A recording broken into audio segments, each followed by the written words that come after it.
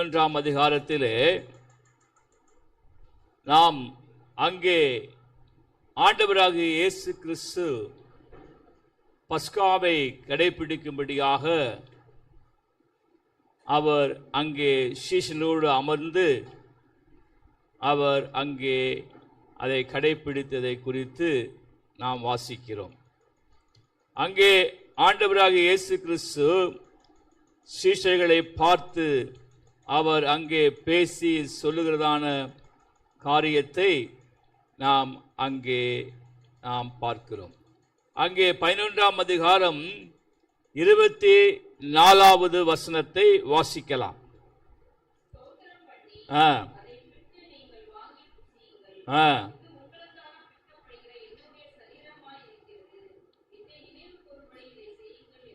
என்னை நினைவு கூறும்படி இதை செய்யுங்கள் என்றார். அல்லேலூயா. இதனால் காலை வேளையிலே ஆண்டவராகிய இயேசு கிறிஸ்துவின் சிலுவையின் பலி, அவருடைய பரிசுத்த இரத்தம் சிந்துதல், அவருடைய விலையேறப்பட்ட ஜீவனையே அர்ப்பணித்தல், அதை நினைவு கூறும்படியாக இந்த காலை வேளையில் நாம் இந்த திருவிருந்து ஆராதனையிலே பங்கு கொள்ளப் போகிறோம். அவரை நினைவு கூறும்படியாக நாம் செய்ய வேண்டியதான சில காரியங்களை குறித்து நாம் இந்த காலை வேளையில் நாம் பார்த்து தியானித்து திருவிருந்தில் பங்கு கொள்ளப் போகிறோம்.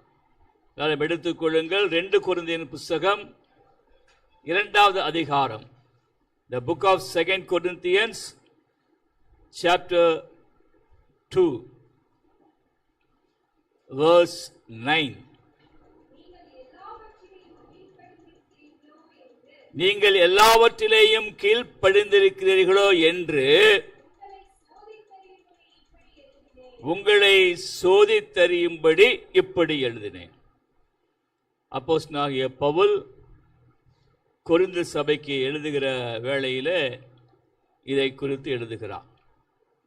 நீங்கள் எல்லாவற்றிலேயும் கீழ்ப்படிந்திருக்கிறீர்களோ என்று உங்களை சோதித்து அறியும்படி இப்படி எழுதினேன். அல்லேலூயா. ஆண்டவருடைய சிலுவையின் பாடுகளை, அவருடைய பரிசுத்த இரத்தம் சிந்துதலை, அவருடைய ஜீவாதார பலியை நினைவு கூறும்படியாக இதை செய்யுங்கள்.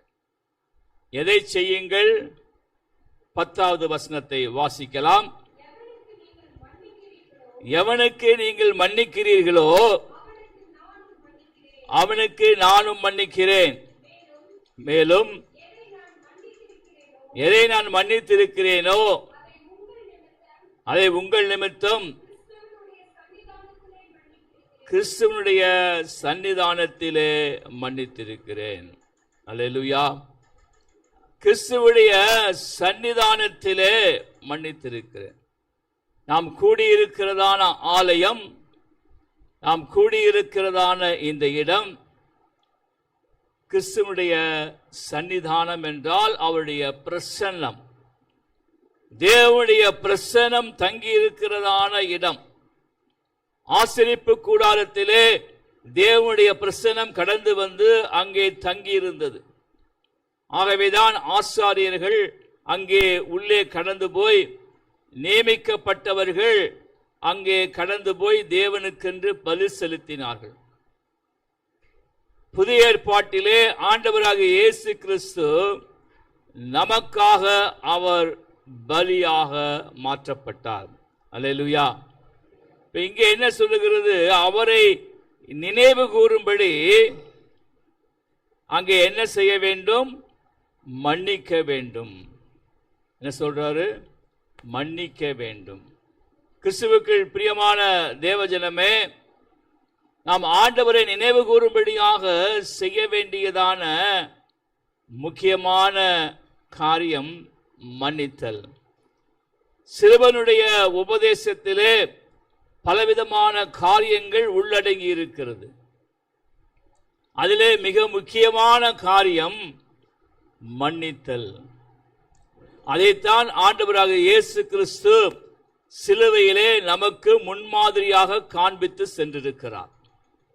அவரை நினைவு கூறும்படியாக, இயேசு கிறிஸ்துவினுடைய பலியை நினைவு கூறும்படியாக, அவருடைய பரிசுத்த இரத்தத்தை நினைவு கூறும்படியாக நாம் என்ன செய்ய வேண்டும்?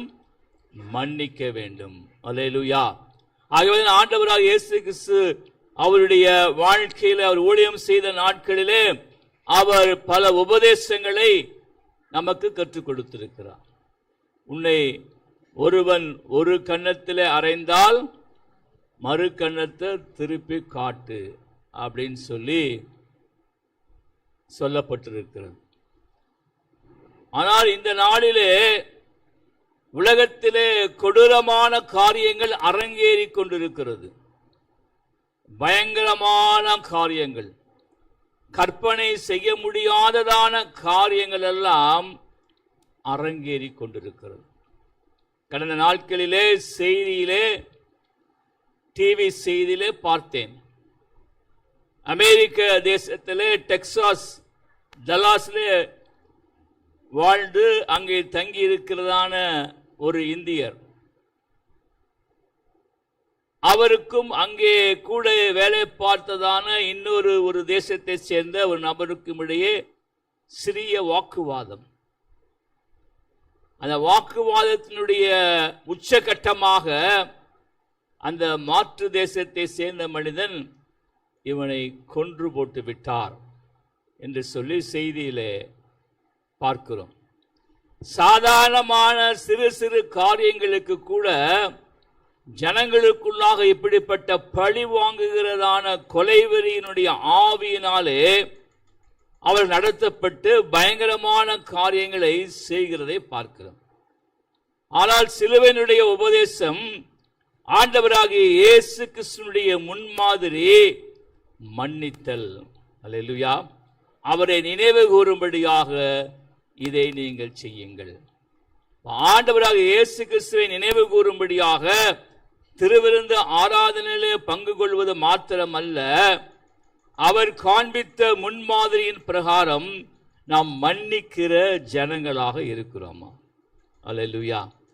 காலை வேளையிலே கர்த்தருடைய ஆவியானவர் நமக்கு முன்பாக வைக்கின்றதான காரியம், are we able to forgive others sins? Are we able to forgive others' transgressions? நம்முடைய வாழ்க்கையிலே ஜனங்கள் அப்படியாக செய்கிறதான காரியங்களை நம்மாலே மன்னிக்க முடிகிறதா? இல்லை என்றால் அதை மனதிலே வைத்துக்கொண்டு சமயம் கிடைக்கும் பொழுது tit for tat. Tit for டாட்னா செய்கைக்கு சரியான பதிலடி. அன்னைக்கு அவங்க என்கிட்ட அப்படி பேசினாங்க, அன்னைக்கு என்னை இந்த கேள்வி கேட்டாங்க, இன்னைக்கு எனக்கு ஒரு வாய்ப்பு கிடைச்சது, நல்லா நான் கேட்டு விட்டுட்டேன். அல்லேலூயா. என்னது? நல்லா நான் கேட்டு விட்டுட்டேன். நீ கேட்டு விட்டுட்டதுன்னா ஆண்டவர் உன்னை கைவிட்டுருவார். ஆண்டுடைய உபதேசமே, சிலுவையின் உபதேசமே மன்னித்தல். ஆகவேதான் அவர் சிலுவையிலே தொங்கிக் கொண்டிருந்த வேளையிலும், பிதாவே இவர்களுக்கு இதை மன்னியும். அல்லேலூயா. தாங்கள் செய்கிறது இன்னதென்று அறியாமல் இருக்கிறார்களே. அல்லேலூயா. நம்முடைய வாழ்க்கையில அந்த கண்ணோட்டம் வேணும். ஒரு மனிதனை மன்னிக்க வேண்டுமானால் அவர்கள் ஏதோ அறியாம செஞ்சிட்டாங்க. அல்லேலூயா. ஒருவேளை அவர்கள் தூஷணமாக பேசியிருக்கலாம், கோபமாக மூர்க்கமாக பேசியிருக்கலாம், கடினமான வார்த்தைகளை பேசியிருக்கலாம், உங்களுக்கு விரோதமான காரியங்களை கூட செய்திருக்கலாம். நம்முடைய மனதிலே நாம் சிந்திக்க வேண்டிய காரியம் என்ன? இவர்கள் அறியாம செய்றாங்க. அல்லேலூயா. என்ன நினைக்கணும்? அறியாம செய்றாங்க, இதை தெரியாம செய்றாங்க என்று சொல்லி நினைக்கக்கூடிய மனப்பக்குவத்திலே நீங்கள் வருவீர்களானால் உங்களாலே லெகுவாக மன்னிக்க முடியும். ஆகவே ஆண்டவர் பிதாவை நோக்கி விண்ணப்பம் செய்கிறார். பிதாவே இவர்களுக்கு மன்னியும், தாங்கள் செய்வது இன்னதென்று அறியாது இருக்கிறார்களே. அல்லேலூயா. இந்த காலை வேளையில திருவிருந்து ஆராதனையிலே பங்கு கொள்ளும்படியாக ஆயத்தமாகி கடந்து வந்திருக்கிற நம்முடைய வாழ்க்கையிலே அவரை நினைவு கூறும்படியாக நாம் செய்ய வேண்டிய முதலாவது காரியம், இந்த நாளிலே கர்த்தருடைய ஆவியானவர் சொல்லுகிறதாவது மன்னிக்க வேண்டும். பிறருடைய குற்றங்களை மன்னிக்க வேண்டும். அவர் பரமண்டல ஜெபத்திலும் ஆண்டவர் அதைத்தான் நமக்கு கற்றுக் கொடுக்கிறார். ஒருவர் குற்றங்களை ஒருவர் மன்னியுங்கள் என்று சொல்லி அங்கே பரமண்டல ஜெபத்திலே மிக முக்கியமான காரியமாக நாம் எடுத்துக்கொள்ள வேண்டியது, ஒருவர் குற்றங்களை ஒருவர் பாவங்களை நாம் மன்னிக்க வேண்டும். இரண்டாவது, நாம் சிலுவையினுடைய உபதேசத்தின் மூலமாக இந்த நாளிலே அவருடைய ஜீவாதார பலியை நினைவு கூறும்படியாக நாம் செய்ய வேண்டியதான காரியம் ஒப்புரவாகுதல். அல்லேலூயா. ரெகன்சிலியேஷன். ஆண்டவராக இயேசு கிறிஸ்து சிலுவையிலே அவர் செய்ததான மிக முக்கியமான ஊழியம், மிக முக்கியமான காரியம் ஒப்புரவாக்கினார். மனிதனை தேவனிடத்திலே ஒப்புரவாக்கினார், மனிதர்களை மனிதனிடத்திலே ஒப்புரவாக்கினார். ஆகவேதான் அவர் பிதாவை நோக்கி விண்ணப்பம் செய்கிறார், தாங்கள் இன்னது செய்கிறது இன்னதென்று அறியாதிருக்கிறார்களே, இவர்களுக்கு மன்னியும் என்று சொல்லி ஆண்டவராக இயேசு கிறிஸ்து அவருடைய பாவங்களை மன்னித்தது மாத்திரமல்ல, அவர்களை பிதாவோடு கூட அங்கே ஒப்புரவாகும்படியாக, தேவனுடைய ஐக்கியத்திலே உறவிலே ஒப்புரவாகும்படியாக மினிஸ்ட்ரி ஆஃப் ரெகன்சிலியேஷன், ஒப்புரவாக்குதலுடைய ஊழியத்தை அவர் செய்கிறார். இந்த காலை வேளையிலே இந்த சத்தத்தை கேட்டுக்கொண்டிருக்கிற அருமையான தேவஜனமே, உன்னுடைய வாழ்க்கையிலே ஒப்புரவாக்குதலினுடைய பணியை நீ செய்கிறாயா? இல்லை என்றால் பிரிவினையின் ஊழியத்தை நீ செய்கிறாயா?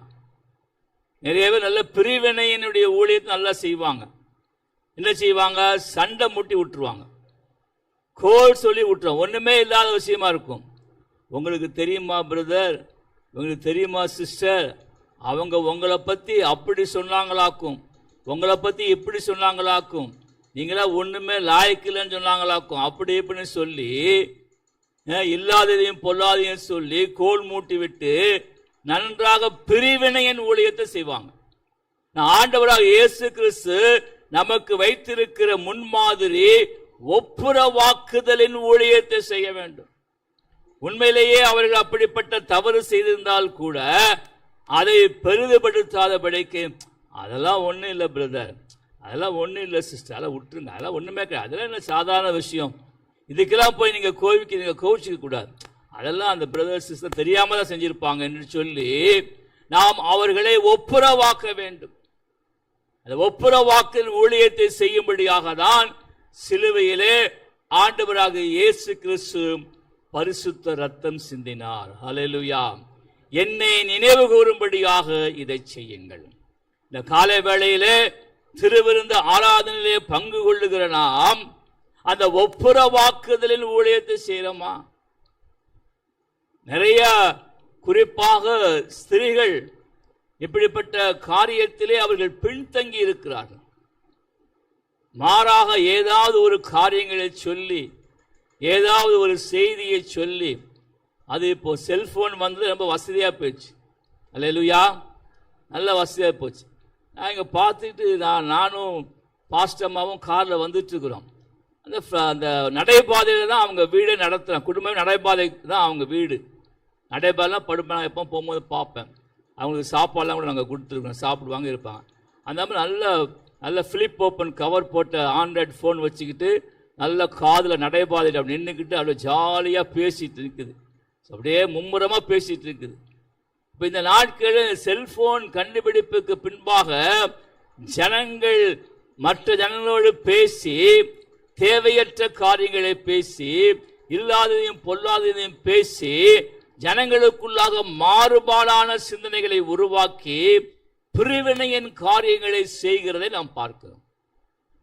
கிறிஸ்துவுக்கு பிரியமான தேவஜனமே, இந்த காலை வேளையிலே கர்த்தருடைய ஆவியான உணர்வோடு பேசுகிறார். நீ எந்த இடத்துல சத்தத்தை கேட்டுக் கொண்டிருந்தாலும் உன்னுடைய வாழ்க்கையிலே நீ கோல் மூட்டுகிறதும் பிரிவினையை உருவாக்குகிறதும் பொறாமையினாலும் வாதினாலும் நீ பல காரியங்களை செய்து கொண்டிருக்கிறாய்.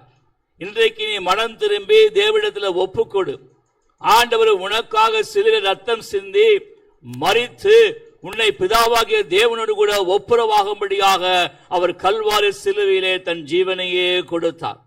அதை நினைவு கூர்ந்து இந்த நாளிலே நீ விட்டுவிட வேண்டிய காரியத்தெல்லாம் விட்டுவிட்டு நீ ஒப்புரவாகும்படியாக கர்த்தருடைய ஆவியானவர் உன்னை ஏவுகிறார். ஆமென். இப்ப இந்த காலை வேளையில நாம் ஒப்புரவாக்குதலின் ஊழியத்தை செய்யும்படியாகவே அழைக்கப்பட்டிருக்கிறோம். அல்லேலூயா. அது ஒப்புரவாக என்றால் சண்டை சச்சரவு பிரிவினை இப்படிப்பட்ட காரியங்கள் மாத்திரமல்ல, அழிந்து போகிற ஆத்துமாக்களை தேவனிடத்திலே ஒப்புரவாகும்படியா செய்ய வேண்டும். அல்லேலூயா. எத்தனை பேர் செய்றீங்க? அழிந்து போகிற ஆத்துமாக்களை தேவனோடு கூட ஒப்புரவாகும்படியாக பரிந்து பேசி ஜெபிக்கிறவர்களாக இருக்க வேண்டும். யாத்ராமத்தின் புஸ்தகத்திலே மோசே தீர்க்கதரிசியுடைய வாழ்க்கையை பார்க்கும் பொழுது அவர் ஜனங்களுக்காக அவர் ஆண்டவரிடத்திலே கெஞ்சி பிரார்த்தித்தார். இந்த ஜனங்களை நீர் ஏற்றுக்கொள்ளாவிட்டால், ஜனங்களை நீர் மன்னித்து அக்கிரமங்களை மீறல்களை நீர் மன்னிக்காவிட்டால், ஆண்டவரே என்னுடைய பெயரை ஜீவ புஸ்தகத்திலிருந்து நீர் கிறுக்கி போட்டுவிடும் என்று சொல்லத்தக்கதான அளவுக்கு அவர் ஒப்புரவாக்குதலின் ஊழியத்தை செய்தார். அல்லேலூயா, அல்லேலூயா. இந்த காலை வேளையில் சத்தத்தை கேட்டுக்கொண்டிருக்கிற தேவ ஜனமே, ஒப்புரவாக்குதலின் ஊழியம் என்பது அழிந்து போகிற ஆத்துமாக்கள், இயேசுவை அறியாத ஜனங்கள், இயேசுனுடைய அன்பை ருசி பார்க்காத ஜனங்களை தேவனுக்கு நேராக நடத்தும்படியாக தேவனிடத்திலே பரிந்து பேசி விண்ணப்பம் செய்து அவர்களுக்காக நாம் ஜெபித்துக் கொண்டே இருக்க வேண்டும். அல்லேலூயா. அவர்களுக்காக நாம் ஜெபிக்க வேண்டும். ஒப்புரவாக்குதலின் ஊழியம்.